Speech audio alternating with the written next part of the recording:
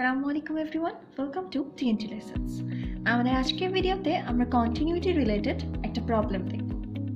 সেটা হলো আপনার কাছে একটা ফাংশন দেওয়া আছে আর বলা আছে এটা x = π/2 পয়েন্টে কন্টিনিউয়াস কিনা সেটা বের করে দেখাতে হবে।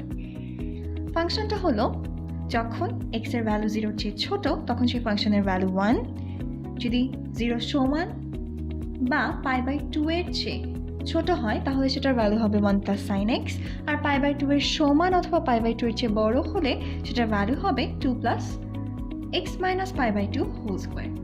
তো আমাদের প্রথম কাজ হলো f of π/2 ডিফাইন কিনা সেটা বের করা, f of x এর লিমিট এক্সিস্ট করে কিনা π/2 পয়েন্টে সেটা ডিফাইন করা, অ্যান্ড ফাইনালি লিমিটের ভ্যালু আর এই f of π/2 এর ভ্যালু সমান কিনা সেটাকে চেক করা।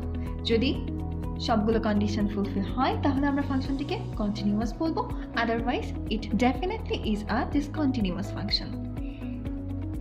তাহলে শুরুতেই f of π/2 এর ভ্যালু বের করা যাক।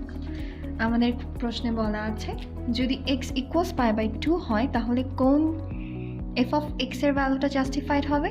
Third one. তাহলে f of π/2 ইকুয়ালস হবে 2 + x - π/2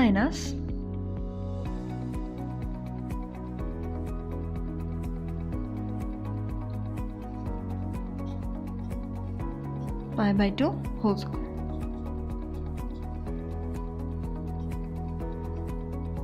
2 + π/2 - π/2 whole square, 2 + 0 = 2।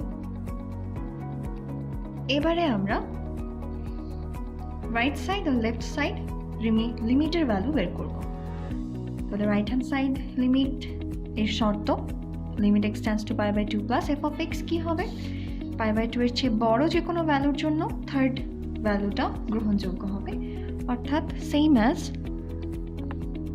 The previous one.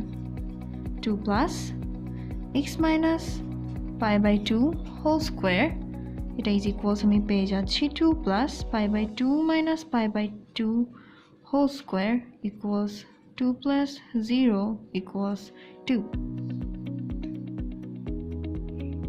Left side লিমিটের ক্ষেত্রে π/2 এর চেয়ে কম যে কোনো ভ্যালুর জন্য আমাদের f of x এর যে মানটা নিয়ে কাজ করতে হবে সেটা হলো 1 + sin x।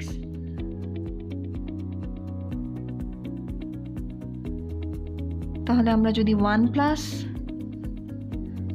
sin x বসাই,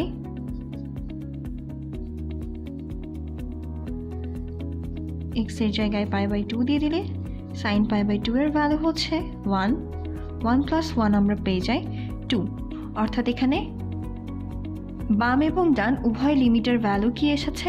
সমান এসেছে। অতএব আমরা বলতে পারি limit x tends to π/2 f of x does exist obviously। অর্থাৎ আমাদের ফার্স্ট কন্ডিশন ডান, আমাদের সেকেন্ড কন্ডিশন ডান। এবার আমাদের থার্ড কন্ডিশন হচ্ছে এই দুটোর ভ্যালু সমান কিনা সেটা দেখা।